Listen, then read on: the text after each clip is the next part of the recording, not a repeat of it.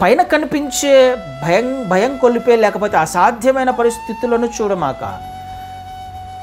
శూన్యములో నుంచి సృష్టిని చేసిన దేవుడు, సమస్తాన్ని బాగుగా చేయగల సమర్థుడు కదండి.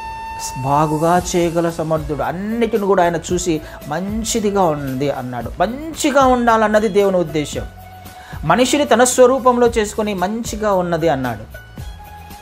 నీ జీవితంలోని పరిస్థితులన్నీ కూడా మంచిగా ఉండాలన్నది ఆయన యొక్క ఉద్దేశం. అయితే సమస్య ఏంటి అని అంటే, నేను చూసుకుంటున్నాను, నా రూపాన్ని, నా సమస్యను, నా పరిస్థితులను నేను చూసుకుంటున్నాను.